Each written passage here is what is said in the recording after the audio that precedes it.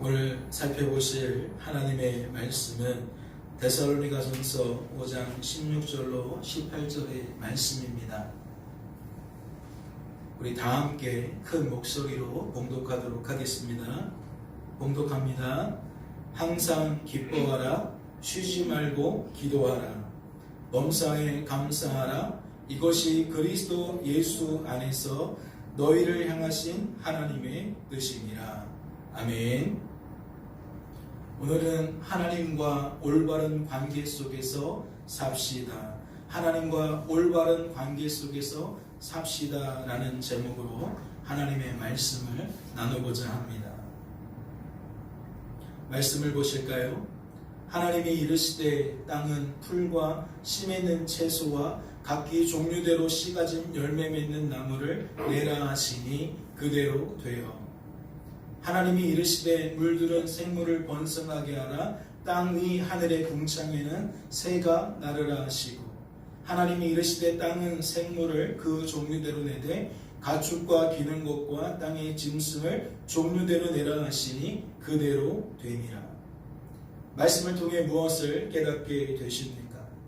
창조주이신 하나님께서는 모든 만물을 말씀으로 창조하셨음을 깨닫게 되십니까?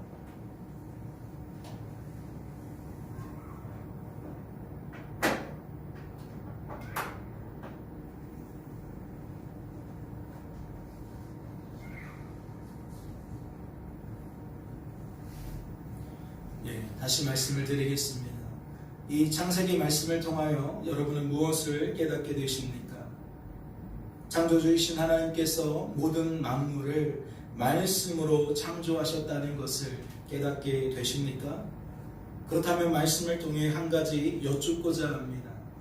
여러분은 창조주이신 하나님께서 이렇듯 창조 사역을 하실 때에 하나님께서 지으신 하늘과 땅과 물이 어떠한 방식으로 그러한 하나님의 창조 사역에 동참한 것처럼 보이십니까?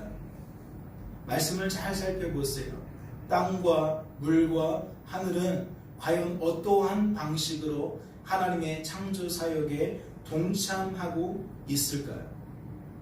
문맥상 하나님께서는 하늘과 땅과 물에게 말씀만 하신 것 같고 실제적으로 그 말씀에 순종해서 하늘과 땅과 물에 식물과 동물과 새와 물고기를 풍성하게 창조한 것은 누가 한 일처럼 보입니까? 하늘이 한 것처럼 보입니다. 땅이 한 것처럼 보여요. 물이 한 것처럼 보인다는 것이죠. 그렇게 보이지 않으십니까? 여러분은 어떻게 생각하십니까? 하나님께서 하늘과 땅과 물을 통해 친히 역사하신 것처럼 보이십니까? 아니면 하늘과 땅과 물이 하나님의 그 기쁘신 뜻을 따라 그리 한 것처럼 보이십니까? 성도된 우리들은 이것을 어떻게 이해해야 될까요? 말씀은 그 답을 다음과 같이 제시하고 있습니다. 하나님이 큰 바다 짐승들과 물에서 번성하여 움직이는 모든 생물을 그 종류대로 날개 있는 모든 새를 그 종류대로 창조하시니 하나님이 보시기에 좋았더라. 말씀을 통해 무엇을 깨닫게 되십니까? 하나님께서는 물에게 말씀만 하시고 물이 그 말씀에 순종하여 물속 생물들을 스스로 창조한 것처럼 보였지만 실상은 그런 게 아니죠.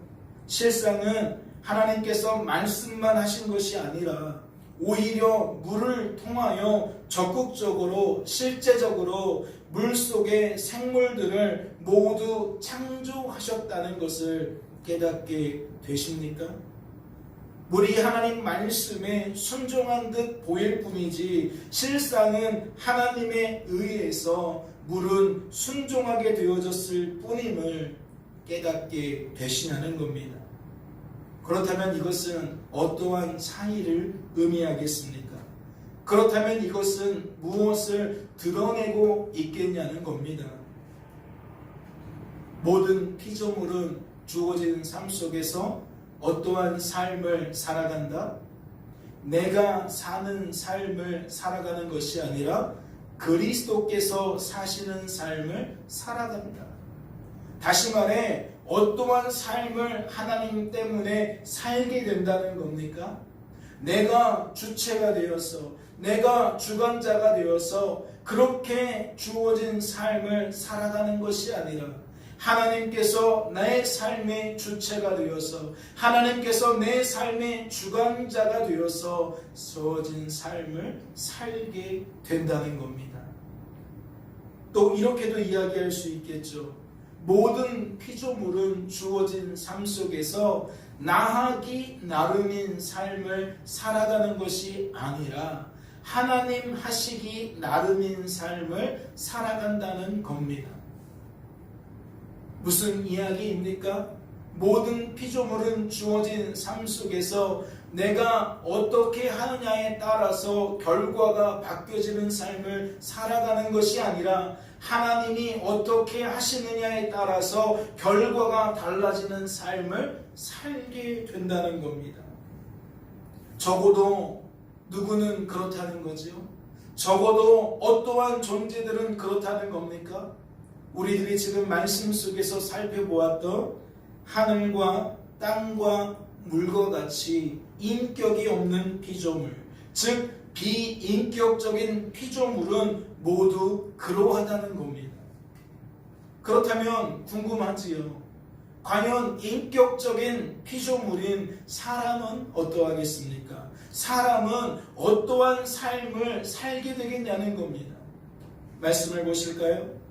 하나님이 이르시되 우리의 형상을 따라 우리의 모양대로 우리가 사람을 만들고 그들로 바다의 물고기와 하늘의 새와 가축과 온 땅과 땅에 기는 모든 것을 다스리게 하자 하시고, 말씀은 하나님께서 사람을 특별하게 창조하셨음을 드러내고 있습니다.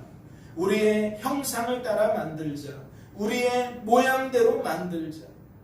하나님께서는 유일하게 사람을 하나님의 형상을 따라 창조하셨습니다. 이는 이성과 감정과 의지를 소유한 인격적인 존재로서 사람이 하나님의 성품을 닮은 존재로 창조되었음을 의미합니다.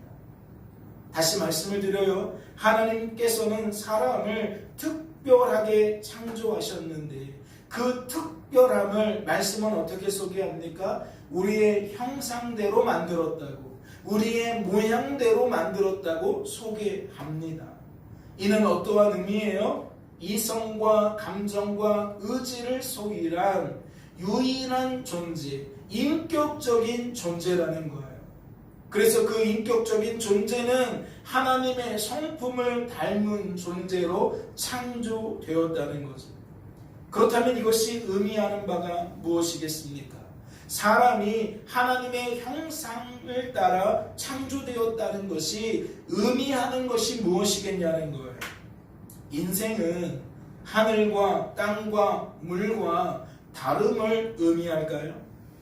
비인격적인 피조물인 하늘과 땅과 물은 모두 주어진 삶 속에서 그리스도께서 사시는 삶을 살지만, 인격적인 피조물은, 즉 인생은 특별하니까, 유일하니까 그들과 다르게 내가 사는 삶을 살게 되냐는 거죠. 그들로 바다의 물고기와 하늘의 새와 가축과 온 땅과 땅에 기는 모든 것을 다스리게 하자 하시고, 하나님께서는 하나님의 그 기쁘신 뜻을 따라 사람에게 모든 만물을 다스리도록 하셨습니다. 그렇다면 우리들은 이 말씀을 어떻게 이해해야 합니까? 만약 인생이 하늘과 땅과 물처럼 그리스도께서 사시는 삶을 살아가는 존재라면 하나님께서 하나님의 그 기쁘신 뜻을 따라 사람을 통해 만물을 다스리는 것으로 이해해야 합니다. 즉 인격적인 피조물일지라도 하늘과 땅과 물과 구별이 없다는 거지요. 그들처럼 그리스도께서 사시는 삶을 살아가기는 마찬가지라는 겁니다. 하지만 만약 인생이 특별하니까, 유일하니까 내가 사는 삶을 살아가는 존재라면 어떻게 이해해야 합니까? 사람이 하나님의 그 기쁘신 뜻을 따라 만물을 다스리는 것으로 이해해야 합니다. 이 두 차이를 명확하게 이해하십니까? 그리스도께서 사시는 삶을 살아가는 존재라면 하나님께서 하나님의 뜻을 따라 신이 사람을 통해 하나님의 뜻을 이루시는 것으로 이해해야 된다는 거예요. 그러나 사람이 내가 사는 삶을 살아가는 존재라면 어떻게 이해해야 된다고요? 사람이 하나님의 뜻을 따라 만물을 다스리는 것으로 이해해야 한다는 겁니다. 사랑하는 성도 여러분, 과연 어떠하겠습니까? 창조주이신 하나님과 인격적인 피조물인 사람과의 관계는 과연 어떠하겠냐는 겁니다. 말씀을 보세요.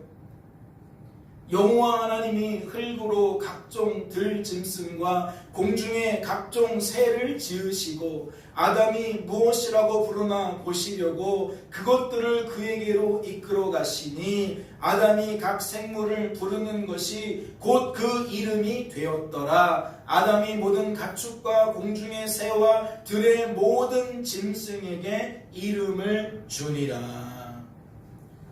창조된 인생은 죄를 범하여 타락하기 전에 에덴 동산에서 어떠한 삶을 산 것처럼 보이십니까?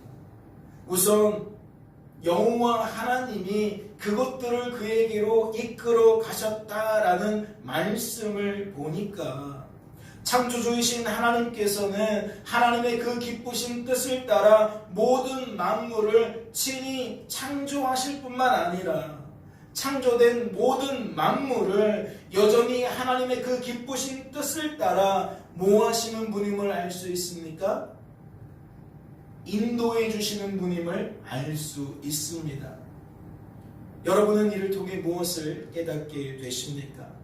하나님의 창조 사역은 하나님의 그 기쁘신 뜻을 따라 모든 만물이 창조되는 것으로 끝나는 것이 아니라 창조된 모든 만물이 하나님의 그 기쁘신 뜻을 따라 날마다 보존되어지는 것을, 즉 하나님의 그 기쁘신 뜻을 따라 날마다 통치되고 다스려지는 것을 포함하고 있다는 것을 깨닫게 되십니까? 다시 말씀을 드려요. 여호와 하나님이 피조물인 비인격적인 존재들을 사람에게 이끌어 가시는 모습을 통해 성도된 우리들은 무엇을 깨달을 수 있다? 하나님의 창조 사역은 모든 만물을 하나님의 뜻대로 창조하시는 것으로 끝나는 것이 아니다. 그러면 창조하신 다음에 무엇이 남아있다는 겁니까? 여전히 하나님의 그 기쁘신 뜻대로 하나님이 창조하신 모든 만물들을 하나님께서 친히 보존하신다. 이해하셨습니까? 창조 그리고 끝나는 것이 아니라 창조되어진 모든 것들을 하나님은 여전히 주관하신다는 거예요. 통치하신다는 거예요. 다스리신다는 거죠. 다시 말해 피조된 모든 만물은 창조주이신 하나님의 그 기쁘신 뜻을 따라 주어진 삶 속에서 날마다 예비되어지고 인도되어지고 보호되어지는 복된 삶을 살게 된다는 겁니다. 이것이 하나님의 창조 계획 속에 담겨 있다는 거죠. 하나님의 창조 사역 속에 나타나고 있다는 겁니다. 그렇다면 하나님의 형상을 따라 인격적인 존재로 창조된 사람은 어떠하겠습니까? 앞서 살펴본 것처럼 하늘과 땅과 물과 같이 비인격적인 존재들은 이와 같은 삶을 사는 것이 틀림없는데 과연 인격적인 존재로 창조된 사람은 어떠하겠냐는 거예요. 다시 말씀을 주목해 주시기 바랍니다. 여호와 하나님이 흙으로 각종 들짐승과 공중의 각종 새를 지으시고 아담이 무엇이라고 부르나 보시려고 그것들을 그에게로 이끌어 가시니 하나님께서는 창조된 각종 생물들을 아담에게 인도하셨습니다. 하나님께서는 무엇 때문에 그렇게 한 거죠? 아담이 그것들을 무엇이라고 부르는지 보시려고 그리하신 겁니다. 다시 말해 아담이 그 생물들의 이름을 어떻게 짓는지를 보시려고 그리하였다라는 거죠. 과연 이러한 하나님의 뜻은 어떠한 열매를 맺게 되었을까요? 하나님께서 하신 이 일들이 과연 아담에게 어떠한 반응을 나타내도록 만들었겠냐는 겁니다. 말씀은 이렇게 소개합니다. 아담이 각 생물을 부르는 것이 곧 그 이름이 되었더라. 아담이 모든 가축과 공중의 새와 들의 모든 짐승에게 이름을 주니라. 놀랍게도 아담은 어떠한 열매를 맺습니까? 생물들에게 이름을 정해줍니다. 놀랍게도 그는 주어진 삶 속에서 그를 향한 하나님의 그 기쁘신 뜻을 따라 살게 되더라는 거지요. 마치 누구와 비슷합니까? 하늘과 땅과 물과 너무나도 비슷합니다. 그런데 어째서 이것이 놀라운 일입니까? 본문에는 창조주이신 하나님께서 피조물인 아담에게 이름 지으라는 말씀이 없습니다. 이해가 되십니까? 인격적인 존재인 아담에게 이름 지으라 하신 적이 없어요. 하지만 아담은 그럼에도 불구하고 어떠한 삶을 살고 있습니까? 하나님의 뜻을 따라 생물들의 이름을 지어주고 있습니다. 그렇다면 이를 통해 성도된 우리들은 무엇을 깨달아야 됩니까? 인생이 범죄하여 타락하기 전에는 에덴 동산에서 날마다 순간마다 어떠한 삶을 살았다? 하나님의 그 기쁘신 뜻대로 살았다. 쿵짝이 잘 맞는다 그러죠. 아 하면 어라고 찰떡같이 알아듣는다고 말하죠. 무슨 뜻입니까? 상대방과 내가 같은 마음, 같은 뜻을 가지고 있다는 거예요. 그러니까 상대방이 어떻게 하면 내가 바로 알아차린다는 거죠. 즉 하나님의 뜻이 곧 아담의 뜻이 되었다는 겁니다. 사람이 자신의 뜻대로 만물을 통치하는 것과 사람이 하나님의 뜻대로 만물을 통치하는 것에 차이가 존재하지 않았다는 거죠. 왜요? 하나님의 뜻이 곧 피조물인 인생의 뜻이었기 때문입니다. 그렇다면 무엇 때문일까요? 무엇 때문에 하나님의 뜻이 곧 인생의 뜻이 되었을까요? 이는 죄를 범하여 타락하기 전에는 인생이 자기 자신을 하나님처럼 여기지 않았기 때문입니다. 다시 말해 타락하기 전에는 인생이 자기 자신을 내 인생의 주관자와 구원자라고 여기지 않았다는 거지요. 즉 하나님만 하나님이신 것을 망각하고 자기 자신을 하나님인 줄로 오해하거나 하나님인 줄로 착각하지 않았다는 겁니다. 그렇기 때문에 무엇이 없다? 구별된 뜻이 없다. 하나님을 거스르는 뜻이 없다. 이는 인격적인 존재로 지어진 아담에게는 내가 사는 것이라는 개념이 없었음을 의미합니다. 혹 있었다 할지라도 그것은 타락한 후에 아담이 갖게 된 내가 사는 것이라는 개념과는 전혀 달랐다는 것을 의미한다는 거죠.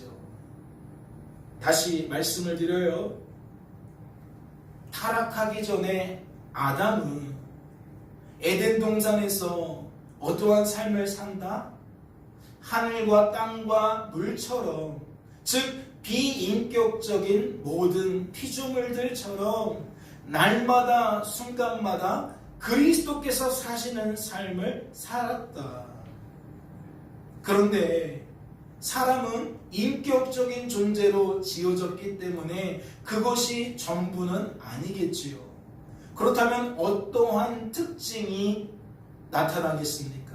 비인격적인 존재와 어떠한 차이가 나타나겠냐는 거예요.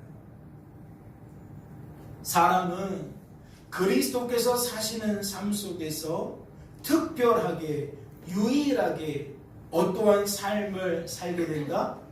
인격적인 만족과 평안과 기쁨을 누리는 삶을 살게 된다. 즉, 내가 하나님의 뜻대로 살면서 하나님 때문에 어떠한 생각과 감정과 의지를 품게 된다? 만족과 평안과 기쁨이라는 생각과 감정과 의지를 누리게 된다. 그 결과가 어떻게 나타나겠습니까? 하나님을 향해 감사를 고백하는, 다시 말해 하나님을 찬양하는 복된 삶으로 나타나는 거예요.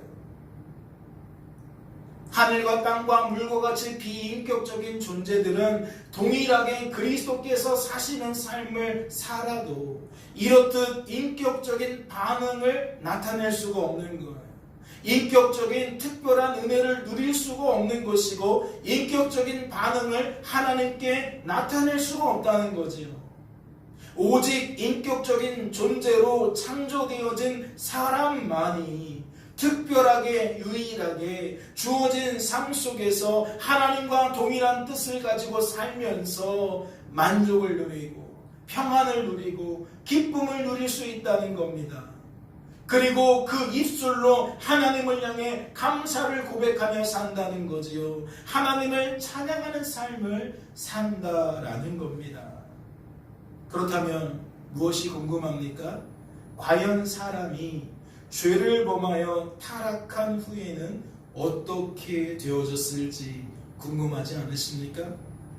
이를 가늠해 보기 위해서는 우선 죄의 본질을 파악할 필요가 있습니다. 말씀을 보세요. 뱀이 여자에게 이르되 너희가 결코 죽지 아니하리라. 너희가 그것을 먹는 날에는 너희 눈이 밝아져 하나님과 같이 되어 선악을 알 줄 하나님이 아심이니라. 죄의 본질을 발견하셨습니까? 너희 눈이 밝아져 누구처럼 된다? 하나님처럼 된다. 창조된 인생은 비록 인격적인 존재였다 할지라도 하나님의 뜻과 자신의 뜻에 구별이 없다고 말씀을 드렸습니다. 그러나 뱀의 유혹을 통해 새로운 가능성이 인생에게 제시되었습니다. 그것은 하나님의 뜻과 내 뜻이 다를 수도 있다는 가능성이었습니다. 이는 하나님의 뜻과 구별되는 자신의 뜻이 존재할 수 있다는 것이며 그러한 자신의 뜻이 하나님의 뜻과 동등한 위치를 가질 수도 있다는 것을 의미하는 거죠. 이해가 되세요? 내 속에는 하나님의 뜻밖에 없었다는 거예요. 그런데 뱀을 통해 무엇을 발견했다는 거죠? 내 속에는 하나님과 다른 뜻이 존재할 수도 있다는 거예요. 그리고 이 뜻은 누구의 뜻과 동등하다고요? 하나님의 뜻과 동등하다고요. 다시 말해 피조물인 인생이 창조주이신 하나님께로부터 능히 분리될 수 있다는 거죠. 능히 독립될 수 있다는 거예요. 그러니 하나님만 하나님이 아니라 나도 하나님이 될 수 있다는 거죠. 나를 하나님처럼 여길 수 있다는 겁니다. 그러니 죄의 본질은 무엇입니까? 피조물인 인생이 누구를 잊어버려요? 하나님을 잊어버려요.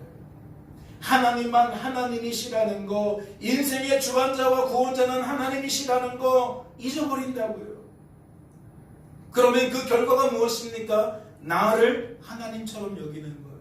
나도 하나님처럼 여기는 거예요. 다시 말해, 죄란 창조주와 피조물의 올바른 관계가 파괴되는 것을 뜻한다는 거죠. 죄라는 것은 하나님과 우리 사이를 가로막는 성격을 가지고 있다는 거예요. 분리시키고 독립시키는 성격을 가지고 있다는 거죠. 말씀을 보세요. 여호와 하나님이 그 사람에게 명하여 이르시되 동산 각종 나무의 열매는 내가 임의로 먹되 선악을 알게 하는 나무의 열매는 먹지 말라. 내가 먹는 날에는 반드시 뭐하리라? 죽으리라. 하나님께서는 반드시 죽는다고 말씀하셨습니다. 하와는 에덴 동산에서 이러한 하나님의 뜻을 따라 주어지는 삶을 살아왔어요. 그녀는 이 말씀 속에서 얼마든지 만족을 누렸다는 거예요. 얼마든지 평안할 수 있었다는 것이고 얼마든지 기뻐할 수 있었다는 거지요. 굳이 내가 저거를 먹고 싶은 마음, 그 생각과 감정과 의지가 조금도 없었다는 겁니다. 그냥 주어진 삶의 자리에서 먹지 말라고 하셨으니 먹지 않는 것으로, 그러나 내게 주어진 삶이 너무나도 만족스럽고 평안하고 기쁜 것으로 그렇게 여기며 살았다는 거지요. 그러니 선악을 알게 하는 나무를 먹지 않아도 얼마든지 하나님께 감사하며 살았다는 것이고 얼마든지 하나님을 찬양하며 살아갈 수 있었다는 겁니다. 하지만 뱀은 그러한 그녀에게 무엇이라고 유혹했습니까? 결코 죽지 아니하리라 라고 유혹했습니다. 결코 죽지 아니하리라 라고 유혹했다니까요. 이는 무엇을 의미합니까? 뱀은 하나님의 뜻을 거스르는, 즉 하나님의 뜻과 구별되는 자신만의 뜻을 하와에게 드러낸 거예요. 왜 넌 그렇게 생각해? 아니야. 하나님 말씀이 전부 맞는 게 아니야. 먹어도 괜찮을 거야. 죽지 않을 거야. 그렇다면 하와는 그러한 뱀의 존재를 통해 어떠한 생각과 감정과 의지를 품게 되었을까요? 그녀는 일평생 단 한 번도 이렇듯 뱀과 같은 존재를 만난 적이 없어요. 그녀는 하나님의 뜻과 구별된 뜻을 가진 존재를 한 번도 만난 적이 없다고요. 다시 말해 그리스도께서 사시는 삶을 사는 존재들과만 살았지 이렇듯 내가 사는 삶을 사는 존재를 만난 적이 없었다는 겁니다. 그러니 하와는 이러한 뱀의 존재를 통해 커다란 충격을 받게 되었을 겁니다. 또한 자신도 저 뱀처럼 하나님의 뜻과 구별되는 뜻을 가질 수 있다는 것에 더더욱 커다란 충격을 받게 되었을 겁니다. 그 결과는 무엇입니까? 여자가 그 나무를 본즉 먹음직도 하고 보암직도 하고 지혜롭게 할 만큼 탐스럽기도 한 나무인지라. 무엇을 의미하죠? 뱀의 유혹을 받기 전에 하와가 그 나무를 본 적이 없을까요? 그 열매를 본 적이 없을까요? 동일한 나무고 동일한 열매인데 지금 말씀이 강조하고 있는 것은 무엇입니까? 그것을 보면서 마음이 흔들렸다는 거예요. 뱀의 말을 듣고 그 나무와 그 열매를 보니까 마음이 요동치더라는 거죠. 즉 생각과 감정과 의지 속에 하나님의 뜻과 구별되는 나의 뜻이 용솟음 치더라는 거예요. 그 결과가 무엇입니까? 여자가 그 열매를 따먹고 자기와 함께 있는 남편에게도 주매 그도 먹은지라. 하와는 결국 뱀과 같이 자신도 하나님처럼 되기로 뜻을 세웠습니다. 그리고 그 뜻을 이루었습니다. 죄라는 성격이 무엇인지 잘 생각하시라는 거예요. 다시 말해 그녀는 하나님처럼 되기 위해 난생 처음 하나님의 뜻과 상반되는, 하나님의 뜻과 구별되는 나만의 뜻을 따라 주어진 삶을 살았다는 거지. 난생 처음 내가 사는 삶을 살았다는 겁니다. 그리고 그녀는 그러한 자신의 뜻을, 그러한 자신의 삶을 누구에게 전했습니까? 아직 그리스도께서 사시는 삶을 살던 아담에게 전했습니다. 마치 뱀의 유혹을 받게 된 하와가 이제는 누구를 유혹한 거예요? 자신의 남편인 아담을 유혹한 거예요. 그 결과가 무엇입니까? 아담 역시 동일한 상황을 경험하게 되었고 동일한 결론에 이르게 됩니다. 다시 말해 아담 역시 하와처럼 하나님처럼 되기로 뜻을 세웠다는 것이고 그 뜻을 이뤘다는 것이죠. 사랑하는 성도 여러분, 그렇다면 그 결과가 무엇이겠습니까? 하나님께서는 반드시 죽으리라고 말씀하셨는데 그렇지 않다고, 자신들은 죽지 않을 거라고, 오히려 자신들은 하나님같이 되어질 거라고 그들이 오해하고 착각한 결과가 과연 무엇이겠냐는 겁니다. 그들은 창조주이신 하나님 앞에서, 인생의 주관자이신 하나님 앞에서 죄를 범한 존재가 되었습니다. 죄를 범한 존재가 되었다는 것은 무엇을 의미합니까? 이는 그들이 전적으로 타락했다는 거예요. 전적으로 부패했다는 거예요. 전적으로 무능한 존재가 되었다는 겁니다. 그로 인해 그들은 더 이상 하나님과 함께 에덴 동산에서 살 수 없었습니다. 더 이상 그들은 영원토록 그곳에서 하나님과 동행하는 삶을 살 수 없었다는 거예요. 더 이상 하나님과 교제하며 교통하며 살 수 없게 되었다는 거지요. 그들은 에덴 동산에서 쫓겨났습니다. 하나님과 분리되었습니다. 하나님과 독립되었습니다. 그리고 그들에게 주어진 것이 무엇입니까? 영원한 삶 대신에 유한한 삶이 주어졌습니다. 제한된 삶이 주어졌습니다. 즉 반드시 죽으리라고 말씀하신 것처럼 그들은 죽음을 맞이하게 되는 존재가 되었다는 겁니다. 하나님께서 범죄한 아담에게 하신 말씀을 주목해 주시기 바랍니다. 아담에게 이르시되 내가 내 아내의 말을 듣고 내가 내게 먹지 말라 나무의 열매를 먹었은즉 땅은 너로 말미암아 저주를 받고 너는 내 평생에 수고하여야 그 소산을 먹으리라. 죄를 범함으로 나를 하나님처럼 여기게 된 인생은, 나도 하나님처럼 여기게 된 인생은 그리스도께서 사시는 삶을 살아가면서도 내가 사는 삶인 줄로 오해하고 착각하게 되는 줄로 압니다. 하나님께서는 그러한 인생에게 어떠한 삶을 허락하셨습니까? 그들이 오해하고 착각하는 대로 주어진 삶을 받아들이며 살도록 하셨습니다. 말씀을 보세요. 너는 내 평생에 수고하여야 그 소산을 먹으리라. 무슨 뜻이죠? 인생은 노력한 만큼 먹게 된다는 거 아닐까요? 네가 많이 노력하면 많이 먹게 될 것이고 적게 노력하면 적게 먹을 것이라는 이야기 아니겠냐고요. 다시 말해 인생은 누구 하기 나름이다? 너 하기 나름이다. 인생은 누가 사는 것이다? 네가 사는 것이다. 딱 범죄한 인생이 품게 된 그 뜻대로 하나님은 인생이 살도록 만드신 거예요. 그렇다면 궁금하지 않나요? 하나님께서는 왜 그렇게 하도록 하셨을까요? 이는 다른 게 아니에요. 범죄한 인생으로 하여금 주어진 삶 속에서 우리들이 얼마나 악하고 약하고 무능한 존재인지 깨닫도록 만드시기 위함입니다.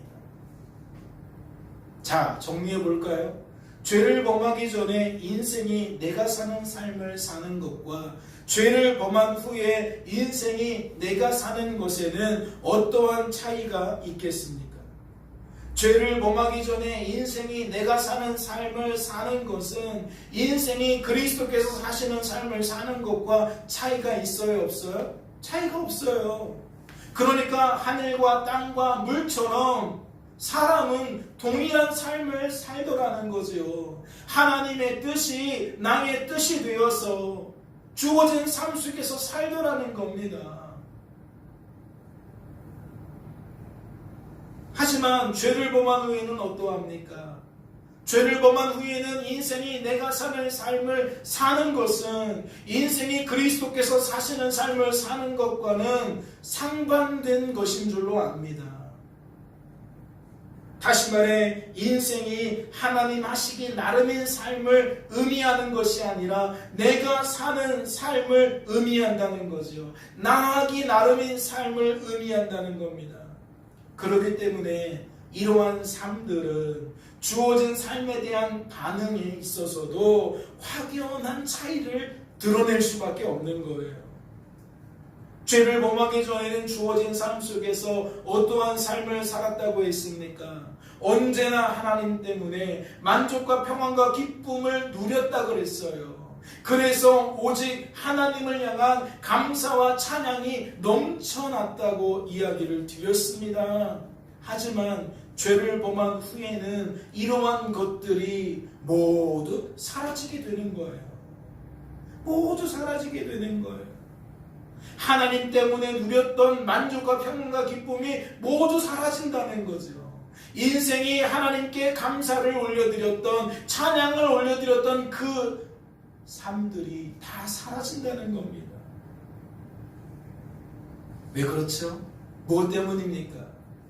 범죄한 인생은 모든 삶의 제일 원인을 어디에서 찾기 때문입니까? 하나님에게서 찾는 것이 아니라 바로 자기 자신에게서 찾기 때문입니다. 다시 말해 주어진 삶의 이유를, 원인을 하나님에게서 찾지 아니하고 사람 속에서, 환경 속에서 찾는다는 거지요. 그러니 어떻게 매번 하나님께 감사와 찬양을 올려드릴 수 있겠습니까? 원인이 사람에게 있는 것 같은데 하나님을 찬양합니까? 사람에게 있는 것 같은데 하나님께 감사합니까? 인생은 사람에게 감사하게 되는 겁니다. 사람을 찬양하게 되는 거예요. 또한 조금 더 노력하면 내게 주어진 삶이 달라진다고 생각하기 때문입니다. 생각해 보세요. 오늘 노력하여 원하는 결과를 얻었다 해도 내일 노력하지 않으면 그것이 유지됩니까? 이번에 성적 받은 것이 노력 없으면 다음에도 이어집니까? 유지됩니까? 예, 유지될 수 없어요.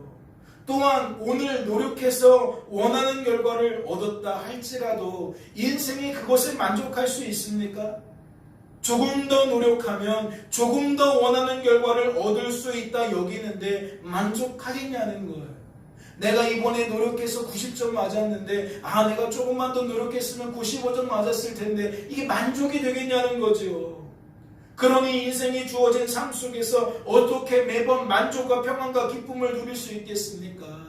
월급이 300만 원이어도 만족이 안 됩니다. 내가 조금만 더 잘했으면 내 월급이 500만 원이 될 수 있는데, 700만 원이 될 수 있는데, 1000만 원이 될 수 있는데 만족이 안 된다는 거죠. 만족이 안 되면 평안이 깨집니다. 만족이 안 되면 기쁨이 깨집니다.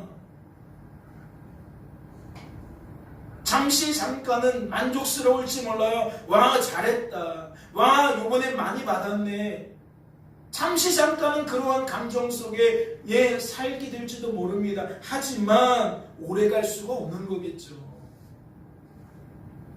그러니 인생은 날마다 주어진 삶 속에서 끊임없이 악하고 약하고 무능한 인생의 민낯을 드러내며 사는 겁니다. 자신의 그 한계에 가로막혀서 살게 된다는 거지요. 사랑하는 성도 여러분, 이제 말씀을 맺도록 하겠습니다. 말씀을 듣는 중에 무엇을 깨닫게 되십니까?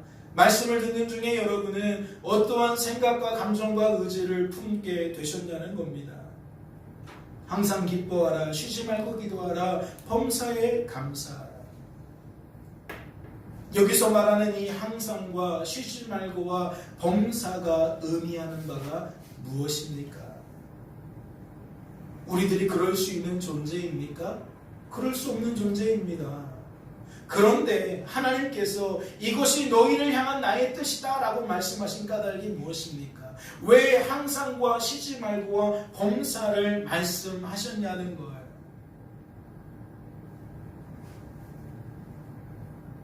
하나님과 올바른 관계 속에 사는 것이 무엇인지 우리에게 알려주시기 위함입니다. 지금 우리들이 죄를 범하여 악하고 약하고 무능한 존재가 되었음을 하나님은 알려주시기 위함이라는 거죠. 그러한 우리들은 오직 하나님 때문에만 하나님과 올바른 관계 속에서 살아갈 수 있음을 알려주시기 위함이라는 겁니다. 그러니 성도된 우리들이 주어진 삶 속에서 성도답게 살기를 원한다면 어떻게 해야 된다는 거죠? 항상 하나님 바라봐야 된다는 거예요. 쉬지 말고 하나님 의지해야 된다는 거예요. 그러지 않으면 우리는 결코 하나님만 자랑할 수 없다는 거죠. 하나님만 찬송할 수 없고 하나님만 의지할 수 없고 하나님께 감사하며 살아갈 수 없다는 겁니다. 즉 성도답게 살아갈 수가 없다는 거죠. 허망한 것에 기울이지 마세요. 내 스스로 죄의 열매를 쌓아갈 뿐입니다. 죄의 열매 속에 또 다른 죄의 열매를 덮을 뿐이라는 거죠. 채워갈 뿐이라는 겁니다. 여러분의 인생에 만족이 있습니까? 100만 원을 얻으면 만족이 됩니까? 1000만 원을 얻으면 만족이 됩니까? 내가 원하는 물건을 갖게 되면 만족이 됩니까? 잠깐뿐이잖아요. 그럼에도 불구하고 무언가를 더 가지기 위해서 얼마나 우리들이 우리의 시간을 축내고 있습니까? 사랑하는 성도 여러분, 성도는 하나님과 올바른 관계 속에 사는 것이 먼저입니다. 그것이 이루어져야 내게 주어진 삶 속에서 만족이 누려지는 겁니다. 기쁨이 누려지는 거예요. 평안이 누려지는 거예요. 그는 인간의 본분에 걸맞는 하나님 영화롭게 하는 삶과 하나님 때문에 즐거워하는 삶을 살게 된다는 거지요. 깨닫는 은혜가 있으시기를 주님의 이름으로 소망합니다. 잠시 기도합니다. 하나님 아버지 감사합니다. 우리들의 삶은 그리스도께서 사시는 삶인 것을 깨닫습니다. 우리가 거듭나기 전에는 우리 구주 예수 그리스도를 나의 주 나의 하나님으로 영접하기 전에는 내가 사는 삶인 줄로 여기며 살았습니다. 그러나 복음 안에서 우리는 다시 한번 우리의 인생이 그리스도께서 사시는 삶인 것을 깨닫게 되었습니다. 오늘날 우리는 어떠한 삶을 살고 있습니까?